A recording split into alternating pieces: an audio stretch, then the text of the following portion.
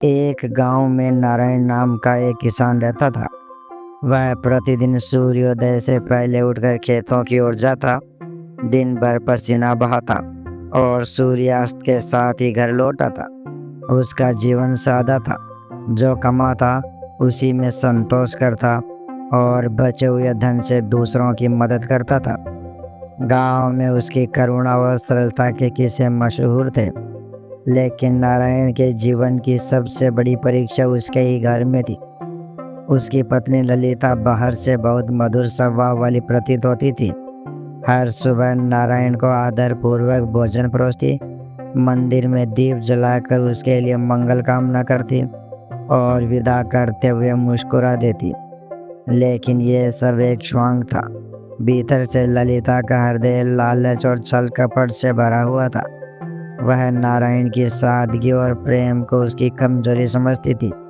उसका मन अक्सर यह सोचता रहता कि अगर मेरा विवाह किसी धनवान पुरुष से हुआ होता तो मेरा जीवन कितना शानदार होता। जब नारायण खेत में होता, ललिता अपने भीतर की ईर्ष्या और असंतोष से उपजे षड्यंत्रों को रचती रहती। उसने अपने मन में एक संकल्प ठान लिया था, मुझे इस भोले किसान से छुटकारा पाना है। किंतु बाहर से वह पूरी तरह सौम्यता का आवरण ओढ़े रहती थी। वह नारायण को यह विश्वास दिलाने में सफल हो गई थी कि वह संपूर्ण रूप से समर्पित और आदर्श पत्नी है। एक दिन जब नारायण खेत चला गया तो ललिता ने पास के गांव से कुछ बदमाश युवकों को बुलाया। उसने उनसे कहा, जब मेरा पति खेत में काम कर रहा हो तब उसका गधा चुराकर पास वाले पीपल के पेड़ पर बांध देना, पर यह किसी को पता न चले। उन्होंने वैसा ही किया। दोपहर को ललिता रोज की तरह भोजन लेकर खेत गई। नारायण ने प्रेम पूर्वक उसका स्वागत किया, लेकिन उसके चेहरे पर असमंजस और हैरानी छाई हुई थी। नारायण ने आकाश की ओर इशारा करते हुए कहा, देखो, मेरा गधा उस वृक्ष पर बंधा है। यह कैसे संभव है? गधे तो उड़ नहीं सकते। ललिता ने आंखों में बनावटी आश्चर्य लाकर कहा, हे ईश्वर, यह तो कोई चमत्कार है। चलो मिलकर इसे नीचे उतारते हैं। दोनों ने मिलकर बड़ी कठिनाई से गधे को नीचे उतारा। उसी क्षण ललिता ने कहा, सुनिए, मुझे कुछ धन चाहिए। नारायण ने जेब में जो कुछ था दे दिया, लेकिन ललिता संतुष्ट नहीं हुई। ललिता ने कहा, यह तो बहुत कम है, मुझे 100 दिनार चाहिए थे। नारायण ने कहा, जब फसल बिकेगी तो जो भी मिलेगा उसमें से दे दूंगा। कुछ सप्ताह बाद जब फसल बिकी और जो धन प्राप्त हुआ, नारायण ने बिना किसी सवाल जवाब के पूरे 100 दिनार ललिता को दे दिए। लेकिन ललिता ने उसमें से चुपचाप 50 दिनार अलग से रख लिए और कुछ ही समय बाद ललिता ने नया स्वांग रचा। एक दिन जब नारायण सुबह खेत के लिए निकल रहा था तो उसने अचानक कहा, मुझे 200 दिनार की आवश्यकता है। नारायण ने चौंक कर पूछा, इतनी बड़ी राशि का क्या करोगी?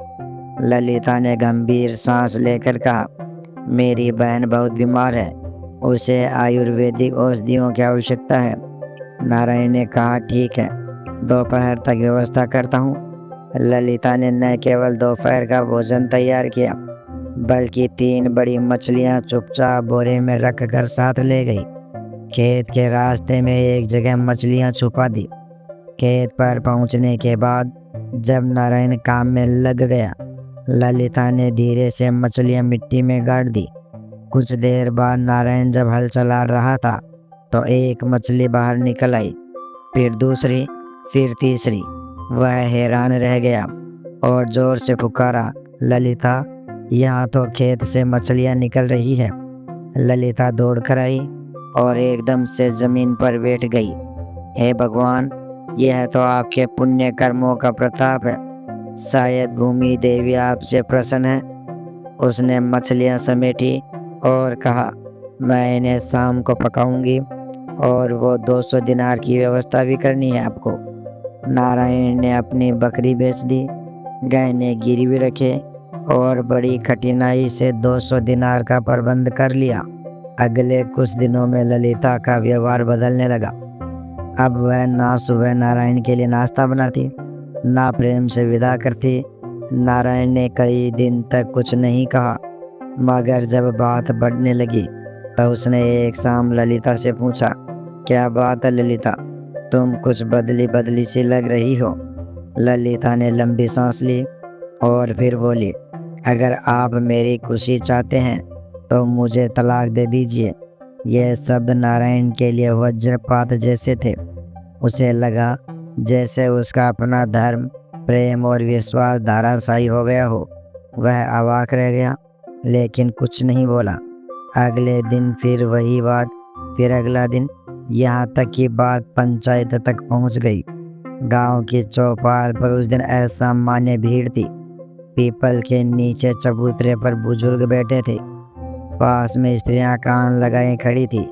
नारायण और ललिता के विवाद को लेकर आज पंचायत बुलाई गई थी। नारायण सिर झुकाए हुए खड़ा था, जबकि ललिता के मुख पर कोई पश्चाताप नहीं था। उसकी आंखों में न तो भय था और न ही लज्जा। पंचायत के मुखिया विशंबर ने सबकी बात सुनी। उन्होंने नारायण से पूछा, पुत्र, तू क्या कहना चाहता है? क्या तू तलाक देने को तैयार है? नारायण ने क्षण भर चुप रहकर कहा, यदि यही इसकी इच्छा है तो मैं इसका विरोध क्यों करूं? पर मेरा मन पूछता है कि क्या यह धर्म है? भीड़ सन थी। क्या पत्नी का धर्म इतना हल्का हो गया है? नारायण ने आगे कहा कि वह केवल सुविधा से बंधा हो, और क्या पति का धर्म इतना कमजोर हो गया है कि वह पत्नी के मन की लहरों पर बह जाए? ललिता ने कटाक्ष करते हुए कहा, और क्या स्त्री का जीवन केवल सेवा और त्याग के लिए ही है? जब सुख न मिले तो क्या वह चुप रहे? विवाद अब धर्म और अधिकार की बहस बन चुका था।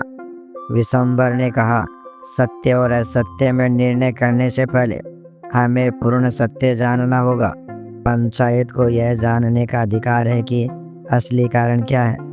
एक वृद्ध महिला उठ खड़ी हुई, जो वर्षों से गांव की देखभाल करती आई थी।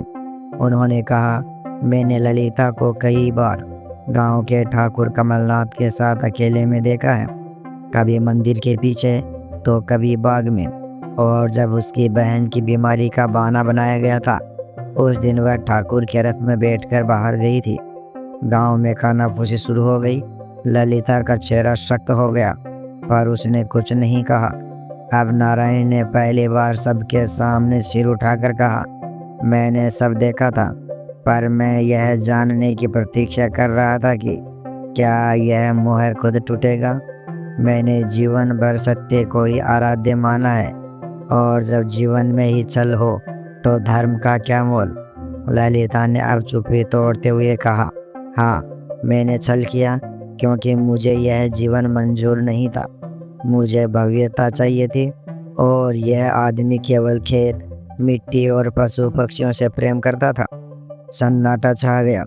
पंचायत ने निर्णय सुनाया, ललिता अब इस गांव की सदस्य नहीं रही। उसे तलाक दिया जाएगा, पर वह नारायण की संपत्ति या प्रतिष्ठा पर कोई अधिकार नहीं रखेगी। नारायण ने कहा, मुझे कुछ नहीं चाहिए, न बदला न दंड। मैं केवल एक बात जान गया हूँ, जब प्रेम एक तरफा हो तो त्याग ही अंतिम धर्म है। पंडित विशंबर ने कहा, पुत्र, तुमने धर्म की रक्षा की है, अपने आत्मसम्मान को रोके रखा, लेकिन अब समय है कि तुम उस राह पर चलो जहाँ तुम्हारा आत्मबल तुम्हारा साथी हो। उस रात नारायण ने गांव छोड़ने का निर्णय लिया। उसके पास न धन था, न कोई साथ, केवल एक टिफिन, एक कंबल और एक बांसुरी, जिसे वह बचपन से बजाता आ रहा था। ललिता ठाकुर कमलनाथ के महल की ओर चली गई थी, जहाँ उसे वैभव तो मिला, लेकिन सम्मान नहीं। गांव के बच्चे और वृद्ध नारायण को विदाई देने आए। किसी ने पूछा, अब कहाँ जाओगे? नारायण मुस्कुराते हुए बोला, जहाँ धर्म की जरूरत है वहाँ एक किसान का भी काम हो सकता है। नारायण अब गांव का नहीं रहा। उसके पीछे रह गया एक नाम, कुछ निशान और लोगों की आंखों में एक बेमिसाल छवि। उसने सब कुछ त्याग दिया था, घर, खेत, पत्नी, सामाजिक मान, लेकिन उसका मन अब भी सत्य और धर्म की राह पर डटा हुआ था। गांव छोड़ने के बाद नारायण पूर्व दिशा की ओर चला गया। एक दिन वह एक घने जंगल में पहुंचा, जहां न पक्षियों की चहचहाट थी न इंसानों की आवाज़। वहां एक प्राचीन वट वृक्ष के नीचे बैठकर उसने पहली बार भीतर झांका। बांसुरी अब उसके हाथ में कम और हृदय में ज़्यादा गूंजती थी। उसने खुद से पूछा, क्या मेरा धर्म केवल पत्नी और खेत तक सीमित था, या अब मेरे जीवन का कोई और उद्देश्य है? उसी रात उसे एक स्वप्न आया। स्वप्न में एक वृद्ध मुनि ने कहा, हे नारायण, तेरा त्याग व्यर्थ नहीं जाएगा। उठ और उस नगर की ओर जा जहाँ अंधकार है, अन्याय है, और वहीं तू अपनी असली भूमिका पाएगा। सुबह नारायण की आंखें चमक रही थी। वह मुनि को जानता नहीं था, लेकिन उसकी आत्मा मानो वह संदेश पहले से पहचानती थी। कुछ दिनों की यात्रा के बाद वह एक दिन नदी किनारे एक आश्रम में पहुंचा, जहाँ मुनि आदित्य देव साधना करते थे। वे एक तेजस्वी योगी थे, जिनके दर्शन के लिए दूर दूर से राजा महाराजा तक आते थे। नारायण ने विनम्रता से प्रणाम किया। मुनि ने उसकी ओर देखा और मुस्कुराकर बोले, तुम वही हो जिसे मैंने स्वप्न में देखा था। तुम केवल किसान नहीं, एक युग पुरुष बनने आए हो। नारायण ने चौंकते हुए पूछा, पर मैं तो बस एक धोखा खाया हुआ मनुष्य हूँ। मुनि बोले, जो भीतर से टूटा हुआ हो वही सच्चा निर्माण कर सकता है। अब तुम्हारी साधना का समय है। आश्रम में नारायण ने वर्षों तक सेवा की, मिट्टी खोदी, अन्न उगाया, ब्रह्म मुहूर्त में उठकर वेद पाठ सीखा। उसने युद्ध कौशल भी सीखा, क्योंकि मुनि ने कहा था, धर्म की रक्षा केवल ज्ञान से नहीं, कभी कभी शस्त्र से भी करनी पड़ती है। महीनों बीत गए और एक दिन मुनि ने उसे एक नया नाम दिया, यशवर्धन। अब से तू नारायण नहीं, यशवर्धन है। वह जो आत्मबल से यश को बढ़ाए, पर कभी उसका मोह न करे। यशवर्धन ने मुनि से विदा ली और उस नगर की ओर बढ़ा जहाँ अराजकता फैली हुई थी और जहाँ उसका धर्मपथ इंतजार कर रहा था। उधर ललिता ठाकुर कमलनाथ के महल में पहुंची जरूर, पर वहाँ उसे सम्मान नहीं, केवल उपयोग मिला। कुछ महीने तक उसने वैभव देखा, पर जब नई रानियां आई तो वह उपेक्षित हो गई। धीरे धीरे वह उस महल से भी निकाल दी गई, और तब उसे समझ आया, नारायण की सादगी में जो गरिमा थी वह इस वैभव में नहीं। वह गांव लौटी, पर अब न कोई उसे घर देता न सम्मान। वह अकेली, पराजित और पश्चाताप से भरी हुई जीवन के सबसे कठिन सत्य को जी रही थी। ललिता की वापसी गांव में एक भूतनी की भांति हुई। कोई उसका नाम नहीं लेता, कोई नज़र उठाकर नहीं देखता था। जो स्त्री कभी आदर्श पत्नी कहलाती थी, अब किसी भी चौखट पर ठहरने लायक न थी। वर्षों बीते, उसने गांव के मंदिर के पीछे एक टूटी हुई झोंपड़ी बना ली।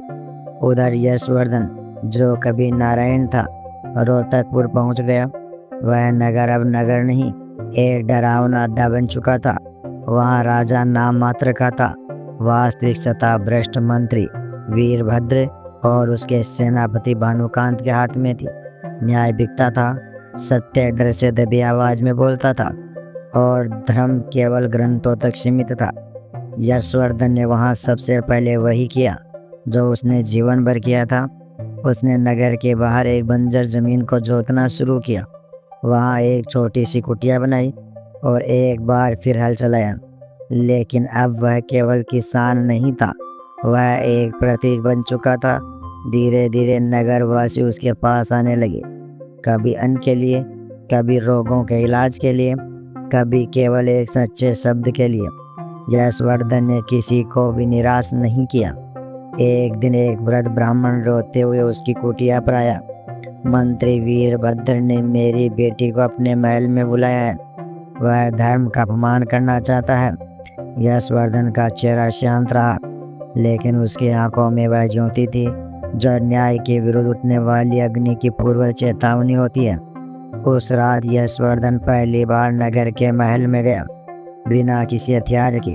वहाँ राजा रत्नसेन एक कठपुतली की तरह सिंहासन पर बैठा था और वीरभद्र अपने श्रवण सिंहासन पर। यशवर्धन ने वीरभद्र से कहा, उस कन्या को छोड़ दो, यह नगर अब केवल तुम्हारा नहीं है, यहाँ धर्म जाग चुका है। वीरभद्र हंसते हुए बोला, तू कौन होता है रोकने वाला?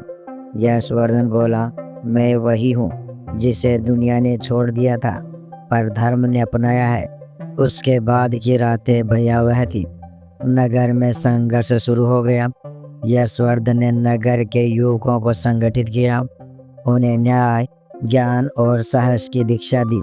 महल के अत्याचारियों के विरुद्ध जागृति फैलने लगी।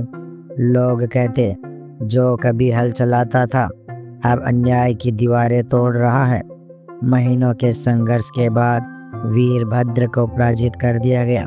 सेनापति भानुकांत महल से भाग गया और राजा रतन सेन ने पहली बार सभा में सिर उठाकर कहा, आज से यशवर्धन इस नगर का धर्माधिकारी होगा। यशवर्धन ने केवल इतना कहा, जब तक सत्य को रक्षक चाहिए मैं यहाँ हूँ। जिस दिन यह नगर स्वयं धर्म को समझेगा उस दिन मैं फिर एक किसान हो जाऊंगा। एक दिन एक वृद्धा थरथराते कदमों से नगर के बाहर यशवर्धन के पास पहुंची। वह ललिता थी। यशवर्धन ने उसे देखा पर कोई व्यंग्य, क्रोध या पीड़ा नहीं दिखाई। केवल एक प्रश्न किया, अब क्या चाहती हो? ललिता रोते हुए बोली, माफ़ी नहीं मांगूंगी क्योंकि मैं उसके योग्य भी नहीं रही, पर क्या एक कोने में जीवन का अंत कर सकती हूँ जहाँ शांति हो। यशवर्धन ने अपनी कुटिया के पिछवाड़े की ओर इशारा किया, वहाँ तुलसी के पास थोड़ी जमीन खाली है, उसे सींच सकती हो, शांति वहीं से उपजेगी। समय बीतता गया। नगर अब न्याय का केंद्र बन गया था। यशवर्धन अब नाम नहीं आदर्श बन चुका था। जब कभी नगर में कोई बालक सत्य बोलता तो उसकी माँ कहती, तू यशवर्धन की संतान है। और जब किसी वृद्ध को सहारा मिलता वह कहता, अभी भी धर्म जीवित है क्योंकि यशवर्धन जैसा कोई है। एक सुबह यशवर्धन ने अपनी बांसुरी उठाई और वट वृक्ष के नीचे बैठ गया जहाँ वर्षों पहले उसे स्वप्न मिला था, और वहीं उसने अंतिम बार बांसुरी बजाई। उस दिन नगर में कोई युद्ध नहीं हुआ, कोई सभा नहीं लगी, केवल एक अलौकिक धुन बहती रही। और जब सूरज डूबा तो लोगों ने देखा वट वृक्ष के नीचे केवल एक बांसुरी पड़ी थी। न यशवर्धन था न उसका नाम, पर उसकी ध्वनि, उसकी कथा और उसका धर्म अब अमर हो चुका था। दोस्तों, नारायण से यशवर्धन बनने की यह यात्रा केवल एक व्यक्ति की नहीं बल्कि एक विचार की थी, जो सच्चाई, सेवा और धर्म के रास्ते पर डटा रहा। इस कहानी से हमें यह गहरी सीख मिलती है कि जब जीवन में धोखा मिले तब क्रोध नहीं, आत्मबल होना चाहिए। जब अपनों से वंचित हो जाओ तब भी सत्य का दामन मत छोड़ो, क्योंकि जो सत्य के लिए जीता है वह कभी नहीं हारता, वो अमर हो जाता है। अगर आपको यह कहानी कुछ सिखा कर गई हो, मन को छू गई हो, तो कृपया इसे लाइक करें, शेयर करें और हमारे चैनल को सब्सक्राइब करें ताकि ऐसी ही और कहानियाँ आप तक पहुँचती रहे।